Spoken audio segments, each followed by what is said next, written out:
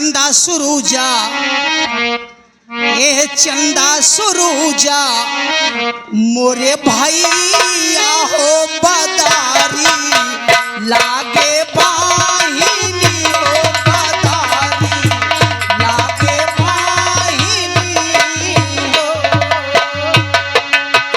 चंदा सुरूजा मोरे भैया हो बदारी बहिनिया हो बदारी बहिनिया हो।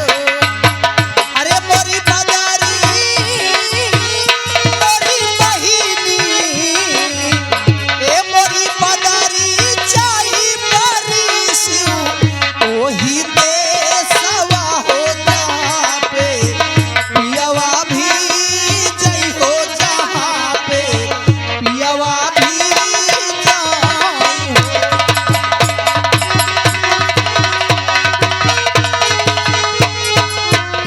हर चंदा सुरूजा मोरे भैया हो बदारी लागे बहिनी हो बदारी लागे बहिनी हो। अरे मोरी बदारी मोरी बहिनी,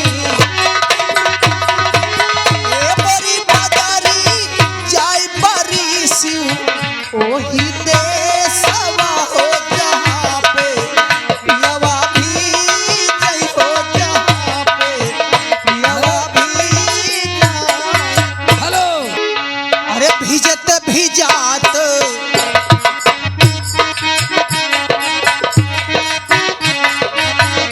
अरे भिजत भिजात पियवा आवई हो केवड़िया हमारी ठोकई हो केवड़िया हमारी ठोकई हो। अरे भिजत भिजात पियवा आवई हो केवड़िया हमारी ठोकई हो केवड़िया हमारी ठोकई हो। ए मोरी धाना मोरी जनिया, ए मोरी धाना खोली दे तू चंदन के वारिया हो हवा हमारा भी जई हो हवा हमारा भी जई हो। हेलो हेलो हाँ हाँ हाँ, ये आ गए राहुल, कमेटी मालिक के बड़े बेटे राहुल। इनके कर कमलों द्वारा 10 रुपए का उछावर दे रहे हैं। और साथ साथ ही आ गए सोनी म्यूजिक चौराहा निहालगढ़ संतोष प्रजापति, यानी ये रामलीला कमेटी का जो चैनल चला रहे हैं। चाइना चाइना नहीं तो हुआ चैनल चैनल चैनल हम कहीं चाइना। हाँ, जो वीडियो बना रहे हैं संतोष प्रजापति जी, इनके कर कमलों द्वारा। और साथ साथ नान प्रजापति 50 रुपए के न्यूछोड़ दे रहे हैं। सोहर बदल दीजिए। आवा देखा अपने यहाँ यूपी में मेहरुए कैसे सोहर गावत थी, और अपन यूपी छोड़ के बिहार चले जाओ, अब हुवन देखाओ अब मेहरिए कैसे सोहर गावत थी। और जो 4 जन इकट्ठा हुए थे ना, देखा आज थोड़ा भोजपुरी सोहर।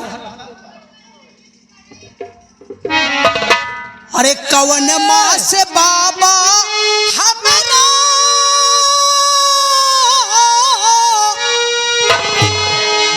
अरे कौने मास बाबा हमारा क्या आवाज है? अरे ब्याह कैले कौने मास विदा कैले हो। अरे ललना कौने मास सुतले हम सजरिया बदनिया हमरो भारू भैली हो। ललना कौने मास। क्या बात है, क्या सोहर है। आजमगढ़ वाला सोहर है। हाँ, ये आ गए देशराज वर्मा। सोहर की कद्र करते हुए देशराज वर्मा जी की तरफ से 20 रुपए तुम्हारे लिए स्पेशल 20 रुपए का इनाम दे रहे हैं। मास बाबा हमारा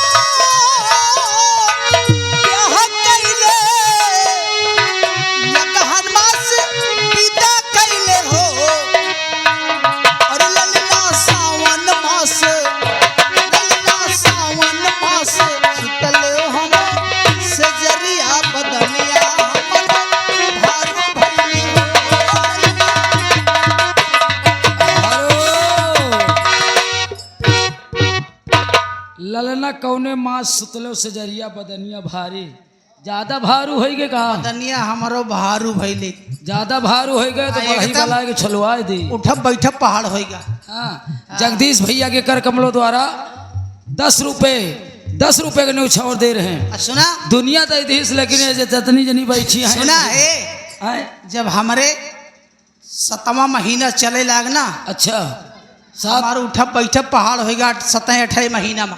हाँ सतुआसे हुए थे का तो हमारे अइया सबके लड़का रह जात तो उनका नीक बढ़िया नीक रखो, नेवरा नहीं गोटा खवाओ थी, नीक नोहर। हाँ सबका मेहर उनका नीक नोहर खवाओ। हमारे अइया जानते का करत रही, वही अरहरी के दाल, वही पलरा में भात, अच्छा वही पलरा में भात परस के दे दिए, कहा लिया खा। हाँ, तो अरहरी के दाल देखे जानते का हुए अरे